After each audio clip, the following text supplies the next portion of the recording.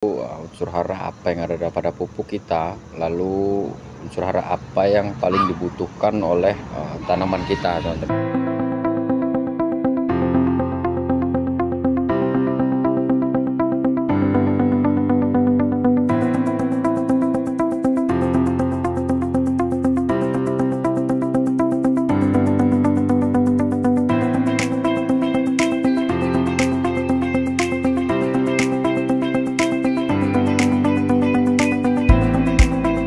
Assalamualaikum sahabat tani, berjumpa lagi di video kita kali ini. Kita mau membahas ya tentang tanaman anggur tentunya ya, yaitu tentang perawatan percabangan ya, nanti seperti apa, lalu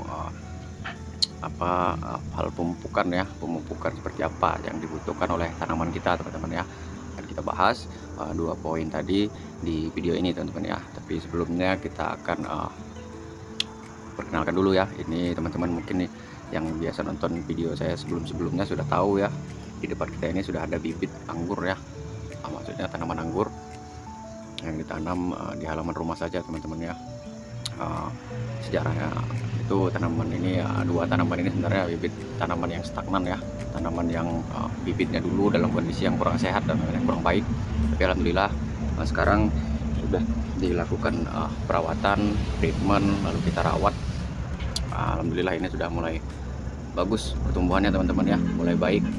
Jadi kalau teman-teman sudah menonton video saya sebelumnya mungkin sudah tahu ya, menyangkut bibit ataupun dua tanaman ini. Nah, ini saya tanam di halaman rumah ya, memanfaatkan lahan yang sempit. Nah, ini saya ada lahan di dekat depan rumah. Nah, itu daripada kita tanami tanaman yang lain ya, seperti yang lain, lebih baik kita manfaatkan untuk menanam anggur, teman-teman ya. Karena selain enak dilihat, kita juga bisa memetik buahnya, teman-teman ya, lalu rapih. Daripada kita pasang pagar, lebih baik kita bikin pagar hidup seperti ini, teman-teman ya. Nah, jadi untuk memanfaatkan lingkungan, sistem tanam kayak gini seperti ini ya cukup baik ya, teman-teman, cukup efektif. Dimana kita jadikan pagar rumah, teman-teman ya, kita jadikan pagar rumah, kita manfaatkan lingkungan. Kalau teman-teman ada tempat atau lahan di dekat rumah yang sempit, boleh dengan cara seperti ini ya. Kita hanya menggunakan bambu ya, lebih bagus lagi kalau ada biaya tambahan kita bisa menggunakan rangka baja ataupun yang lainnya, teman-teman ya, ataupun besi. Itu bisa lebih bagus, lebih enak dipandang. Tapi kalau tidak ada ya menggunakan bambu dan tali seperti ini pun ya sudah cukup baik ya, cukup enak dipandang juga. Masih bisa rapih juga, pertumbuhan tanamannya pun masih bisa baik juga, teman-teman ya. Nah, seperti itu. Jadi buat teman-teman yang ingin menanam anggur, nggak punya lahan ya, cara seperti ini ya, memanfaatkan halaman rumah, pekarangan rumah yang sempit, dibentuk percabangannya seperti ini ya, dijadikan pagar hidup. Selain jadi pagar, bisa lihat hiasan rumah, lalu nanti ketika dia berbuah kita bisa memetik buahnya seperti itu. Jadi ada manfaatnya yang seperti ini, teman-teman. Nah, daripada kita menanam tanaman lainnya yang hanya bisa dipandang, begitu dia tidak dirawat rusak, lebih baik kita menanam anggur seperti ini, teman-teman. Nah, jadi anggur sini seperti ini ada manfaatnya, teman-teman ya. Itu tadi yang bisa kita petik manfaatnya, teman-teman. Nah, jadi yang pertama teman-teman akan membahas tentang perawatan percabangan, teman-teman ya. Nah, jadi ketika percabangan kita itu seperti ini, teman-teman, bentukan tersier seperti ini. Nah, yang tersier ini sekilas ya, yaitu cabang pembuahannya nanti, teman-teman ya. Nah, ini yang kita akan bentuk ini. Yang ke atas ini adalah cabang pembuahan, teman-teman. Inilah yang kita persiapkan, teman-teman. Nah, menyangkut perawatannya, teman-teman, kalau saya ya di percabangan seperti ini, teman-teman, biasanya kan dari pangkal sekunder, nah yang rata ini ya, itu kan sekunder, teman-teman ya. Nah, jadi di sepanjang sekunder ini pasti ada tersier yang vigor, teman-teman ya, lalu ada tersier yang pertumbuhannya kurang vigor, teman-teman. Nah, jadi seperti itu. Nah, kalau saya, teman-teman, buat tersier yang vigor seperti ini, teman-teman, nah ini kan lebih dulu ya, lebih besar dan lebih dulu tingginya, sudah mencapai batasnya di sana. Nah, itu dibiarkan saja, teman-teman, dari awal dia tumbuh sampai dia mencapai puncaknya di sana ya. Nah, setelah dia mencapai puncaknya di sana baru kita hasil break, teman-teman. Itu kalau saya batasi itu ya, itu ada bekas pemangkasannya, nah, baru saya batasi, teman-teman. Nah, jadi nanti gimana bang kalau tersier yang lain kan belum menyusul? Nah, seperti itu. Nah, untuk tersier yang di bawahnya, teman-teman, nah seperti ini ya, ini kan belum mencapai batasnya, belum mencapai ketinggian. Nah seperti ini teman-teman, dibiarkan saja teman-teman, dibiarkan saja ya. Nah nanti setelah kita axle break seperti itu, ini akan menyusul. Nah, dengan syarat seperti apa teman-teman? Dengan syarat tanam tersier yang lain ini, yang tertinggal ini teman-teman. Nah, tersiernya itu kondisi pucuk mudanya itu aktif seperti ini teman-teman. Nah tersier ini kalau dia kondisinya aktif seperti ini, kita axle break sekali di situ, dalam hitungan minggu, beberapa hari ini akan menyusul juga teman-teman ya.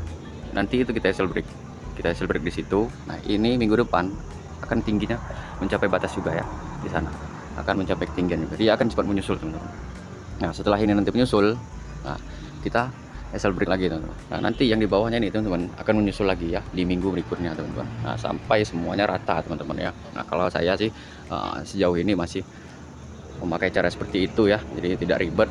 Kalau dia sudah mencapai ketinggiannya, baru kita pangkas. Kenapa saya cara seperti ini teman-teman? Nah, kita ini teman-teman dalam menanam, dalam membentuk percabangan ini, yang kita cari itu percabangan yang vigor, percabangan yang baik, percabangan yang tumbuhannya besar ya. Lalu ada percabangan yang seperti itu, kenapa harus kita batasi dari bawah teman-teman? Nah itu seperti itu kalau saya teman-teman. Makanya itu kita biarkan teman-teman. Nah nanti percabangan yang vigor ini itu akan sangat produktif ya teman-teman ya, akan sangat produktif untuk menghasilkan buah teman-teman. Makanya kita biarkan saja, kita rawat teman-teman. Jadi seperti itu untuk membentuk percabangannya teman-teman ya, dalam hal seperti ini ya. Jadi biarkan saja tersier atau cabang yang pertumbuhannya vigor sampai dia mencapai ketinggian yang kita butuhkan, baru kita axle break teman-teman, kita pangkas ya, supaya nanti teman-temannya yang menyusul. Nah teman-teman yang bakal menyusul itu syaratnya ialah ini, tunas mudanya aktif juga teman-teman ya. Nah tunas mudanya aktif seperti ini, vigor ya. Nah ketika kita axle break sana, ini juga akan menyusul. Nah seperti ini ya, ini masih aktif teman-teman. Nah tunas air tersier atau cabang yang sulit untuk menyusul itu ada kriterianya teman. Contohnya seperti ini teman. Nah ini saya punya satu tersier. Nah ini pertumbuhan cabang ini stagnan teman-teman namanya ya. Jadi ini kan sulit untuk menyusul, walaupun kita pupuk, kita axle break yang tersier lain itu, ini bakal tetap tertinggal teman-teman ya. Nah, ini akan tetap tertinggal, tapi ini ya kita biarkan saja teman-teman seperti ini, tidak ada masalah, dia tidak menyerap nutrisi begitu banyak ya. Kita biarkan saja, kita fokus saja ke tersier yang lain, tersier yang sudah subur teman-teman, kita biarkan ya. Nah, nanti ini ketika kita sudah melakukan pembuahan beberapa kali, nah untuk tersier yang tidak jadi seperti ini kan bisa kita lakukan foundation pruning teman-teman. Kita bentuk ulang. Nah kita foundation pruning, kita bentuk ulang percabangannya, nanti juga ini juga bakal jadi tersier teman-teman ya.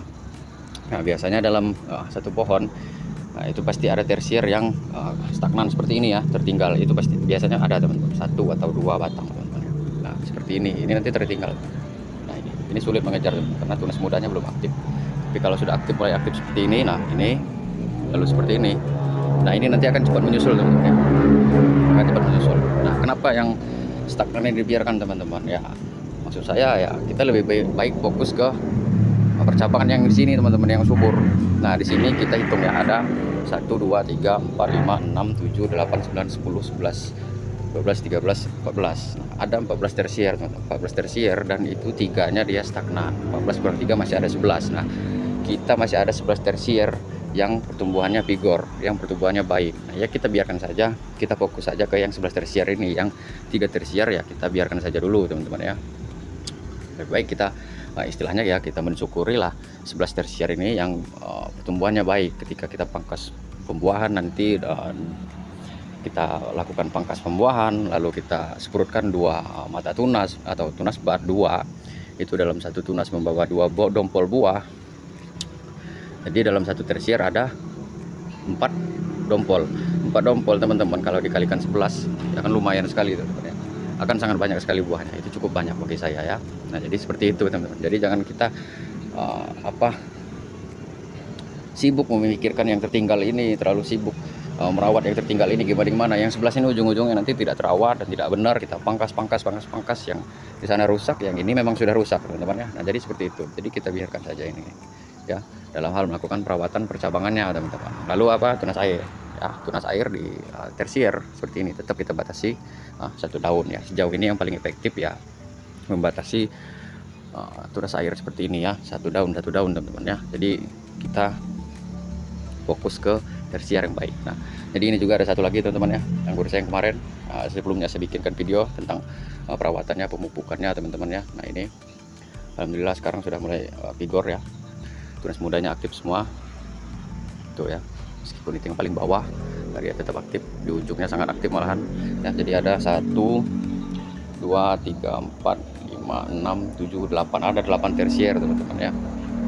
Jadi ada 8 tersier, kurang lebih 1 meter ya. Sekundernya ada 8 tersier. Nah, 8 tersier ini teman-teman ya cukup lah untuk menghasilkan buah cukup banyak nanti. 8 kali 4 kalau 1 tersier membawa 2 dompol teman-teman ya. Jadi seperti itu. Nah ini teman-teman, tunas mudanya aktif ya, cabakannya aktif.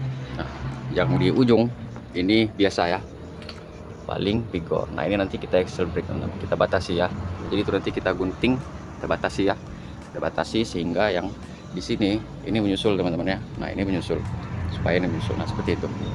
Itu hal untuk perawatan percabangan teman-teman ya. Nah selanjutnya teman-teman kita ke poin pemupukan teman-teman ya. Nah poin pemupukan itu teman-teman, saya ambil contoh satu batang ini teman-teman ya. Nah jadi batang yang ini kemarin di video sebelumnya saya buatkan ya. Jadi di video sebelumnya saya buatkan tentang pemupukannya teman-teman. Nah dalam hal pemupukan itu teman-teman yang perlu dicatat ataupun diingat, yang pertama ialah pahami dulu unsur hara yang ada dalam pupuk kita, dan pahami unsur hara apa yang dibutuhkan menjadi kebutuhan tanaman kita ini teman-teman ya. Nah jadi kalau sebelumnya teman-teman ketika awal tanam, kalau saya ya dalam melakukan pemupukan itu saya fokus ke perakaran teman-teman ya. Nah jadi saya fokus ke membentuk perakaran dulu teman-teman. Ketika kita tanam bibit ya, kita perawatannya apa? Kita bentuk dulu akarnya teman-teman ya. Nah bentuk akarnya baru nanti kita setelah perakarannya jadi, baru kita bentuk batangnya, percabangannya teman-teman ya. Nah seperti itu. Nah jadi setiap fase itu ada kebutuhan nutrisi yang paling tinggi teman-teman ya. Nah jadi nutrisi apa dalam hal membentuk perakaran? Nah di sini saya fosfor teman-teman ya. Nah jadi ketika kita awal tanam teman-teman, kita penuhi kebutuhan fosfornya, kita tinggikan kebutuhan fosfornya seperti itu teman-teman ya, untuk merangsang atau memancing pertumbuhan perakaran teman-teman. Nah ketika perakaran ini sudah jadi teman-teman, nah, bagaimana tandanya? Ya ditandai dengan pertumbuhan batangnya yang sudah mulai aktif teman-teman ya, pertumbuhan batangnya sudah mulai aktif seperti itu. Nah kalau perakarannya sudah dirasa jadi, healing kita sudah bagus ya, kita fokus ke batang atau ke percabangan. Nah jadi yang lebih dominan ketika kita bentuk percabangan atau batang yaitu nitrogen teman-teman ya. Nah jadi seperti itu. Nah jadi ketika sudah bentuk seperti ini, perakaran kita sudah jadi ya. Nah sekarang kita beralih ke pupuk dengan unsur hara nitrogen yang tinggi teman-teman. Nah seperti itu ya. Jadi kita fokuskan ke batangan. Unsur haranya yang paling tinggi apa? Ya itu tadi nitrogen teman-teman ya. Kalau di awal dia namanya fosfat, sekarang dia ganti ke nitrogen, nanti baru ke kalium teman-teman ya. Nah jadi seperti itu dalam hal pemupukan teman-teman ya. Nah jadi dalam melakukan pemupukan, nah ya, kebetulan sore ini kita mau melakukan pemupukan teman-teman ya. Nah seperti apa pupuknya? Di sini saya sudah menyiapkan 2 macam pupuk teman-teman ya. Nah kemarin kalau di video sebelumnya saya menggunakan air bawang ya. Nah ini saya menggunakan air lindi teman-teman. Kebetulan ada air lindi saya yang sudah sedikit berubah warna ya, menjadi berwarna merah, sedikit merah, meskipun belum pekat, tapi ya menurut saya sudah bisa lah untuk kita aplikasikan ke tanaman. Lalu saya menyiapkan air ya untuk campuran organiknya, itu air kolam teman-teman. Jadi air kolam cukup baik juga untuk diaplikasikan ke tanaman teman-teman ya, apalagi untuk menyuburkan batang dan daun teman-teman. Air kolam ini sering saya aplikasikan ke tanaman yang lain juga pun ya cukup efektif ya. Lalu ya seperti biasa, biar simple, saya menggunakan pupuk NPK seimbang ya, NPK 16 ini yang paling familiar ya, paling banyak bisa paling mudah ditemui, paling banyak dipakai teman-teman. Untuk NPK 16 ini ya, dia paling umum, paling familiar, makanya saya menggunakan ini ya. Jadi buat teman-teman yang lain tidak kesulitan nanti dalam mencari pupuk seumpama mau melakukan pemupukan teman-teman. Nah jadi langsung saja, yang pertama kita aplikasikan dulu pupuk NPK 16 nya teman-teman ya. Nah ini untuk NPK 16 nya kita ambil kurang lebih 1 sendok teman-teman ya, 1 sendok makan ya, 1 sendok makan. Ini kalau butiran seperti ini ya kurang lebih 15 gram teman-teman. Nah, jadi seperti itu, taburkan lalu kita tutup ya, biar simple.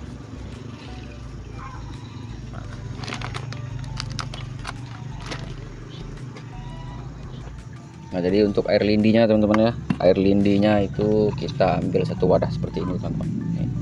1 wadah seperti ini ya. Nah, aromanya sudah tidak begitu bau ya, sudah. Nah, ini teman-teman, segini ya kita campurkan teman-teman.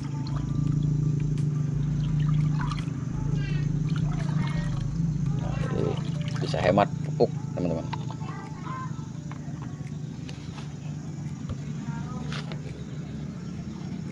Kalau di musim hujan atau seperti ini teman-teman, nah kita aplikasikan teman-teman ya. Nah, kita siramkan ke tanaman ya teman-teman, kita aplikasikan teman-teman ya. Nah, kenapa saya lakukan dengan cara penyiraman seperti ini teman-teman? Nah, biasanya kan saya kalau di musim penghujan seperti ini tidak menyarankan ya untuk dengan cara dikocor, karena banyak mengandung nitrogen di musim penghujan. Nah, tapi kan untuk kondisi tanaman yang berada di luar ya, tanpa naungan. Nah, sedangkan untuk tanaman ini teman-teman, dia di bawah, di atasnya dinaungi genting teman-teman ya, dinaungi genting, jadi tidak terkena hujan secara langsung teman-teman. Jadi hujan hanya sebatas ini teman-teman ya. Nah, jadi sebatas ini hujan, yang sini sudah tidak kena hujan teman-teman. Jadi media tanam ini masih kering teman-teman ya, tidak begitu banyak mengandung air, makanya saya aplikasikan dengan cara dikocor teman-teman ya. Nah, seperti itu. Nah, jadi untuk aplikasi kalau dikocor semua teman-teman, kalau dikocor semua, kalau NPK ini tadi dikocor, biasanya saya aplikasikan kocor dulu NPK-nya saja teman-teman ya. Jadi saya aduk NPK-nya ini dengan air biasa ya, lalu saya aplikasikan ya dengan cara dikocor. Nah, lalu beberapa hari kemudian baru kita pakai imbangi atau selingi dengan pupuk organik ini atau VOC seperti ini teman-teman ya. Nah, seperti itu biasanya saya seperti itu. Nah, tapi dengan kondisi yang tanah yang seperti ini ya, dengan cara seperti ini tidak apa-apa teman-teman. Nah, bisa kita lihat teman-teman ya, kering nih teman-teman, kering karena dia tidak terkena hujan teman-teman ya, media tanamnya tidak langsung terkena hujan, makanya saya aplikasikan dengan cara dikocor walaupun di musim penghujan seperti ini teman-teman. Nah, jadi seperti ini ya. Nah, kita aplikasikan ke tanamannya teman-teman ya. Nah, untuk takaran seperti ini ya, kalau media tanamnya tidak begitu banyak air, boleh 1 wadah seperti ini kita aplikasikan ya, atau mau kita campur ya, kalau media tanamnya dalam pot, di media tanamnya sedikit ya, boleh kita 1 wadah seperti ini 5 liter air itu kita bagi untuk 2 tanaman teman-teman ya. Nah, ini kita aplikasikan untuk 1 tanaman saja ya, seperti ini teman-teman. Nah, jadi seperti itu dalam hal pemupukan teman-teman ya. Nah, jadi kita tidak bisa berpatokan, kembali lagi saya ulas ya, tidak bisa berpatokan, karena yang paling tahu kebutuhan tanaman kita, yang paling tahu merawat tanaman kita itu adalah kita sendiri teman-teman ya, pemilik tanaman teman-teman, karena kita yang tahu kondisi lingkungannya, kondisi media tanamnya, kita tahu latar belakang tanamannya seperti apa ya. Nah, jadi yang paling paham, yang paling bisa untuk merawat tanaman kita itu ialah kita sendiri teman-teman ya. Jadi walaupun ada saran saya seperti ini, cara seperti ini, nah cara seperti ini mungkin di tempat teman-teman dalam kondisi dan latar belakang tanaman yang berbeda itu mungkin tidak cocok teman-teman. Tapi kalau di saya ya seperti ini yang cocok gitu. Nah, teman-teman bisa menjadikan ini sebagai referensi teman-teman ya. Kalau di kondisinya sama, boleh diaplikasikan teman-teman ya, jadi seperti itu. Nah, jadi seperti itu teman-teman dalam hal pemupukannya yang rutin kita lakukan teman-teman ya. Nah, jadi beberapa hari ke depan teman-teman, setelah media tanamnya ini kan tidak terkena hujan ya, kalau dia sudah agak kering teman-teman baru pupuk yang ini tadi kita siram lagi teman-teman. Ini kan belum larut ya 100% dan belum terserap langsung oleh tanaman kita teman-teman selama beberapa hari ke depan. Tapi yang cepat terserap ini nanti pasti yang cair ini tadi ya, organiknya ini tadi teman-teman, karena kita kocorkan pasti langsung cepat terserap oleh tanaman ya. Nah, jadi nanti beberapa hari ke depan kita lakukan penyiraman teman-teman, ini nanti akan terlarut lagi teman-teman ya, terlarut lagi. Yang penting pupuknya ini teman-teman itu dikubur ya, dikubur seperti ini ya, jadi dia tidak menguap. Nah, seperti itu. Jadi banyak hal, banyak cara dalam melakukan pemupukan teman-teman ya. Tidak harus dikocor saja, tidak harus ditabur saja, tidak harus di spray saja atau di foliar teman-teman ya. Nah, jadi seperti itu. Jadi banyak cara, banyak macam ya, banyak jalan untuk kita melakukan pemupukan teman-teman ya. Nah, jadi seperti itulah perawatannya. Nah, jadi itu tadi hal-hal yang kita bahas tentang perawatan tanaman ya dalam kondisi yang seperti ini ya.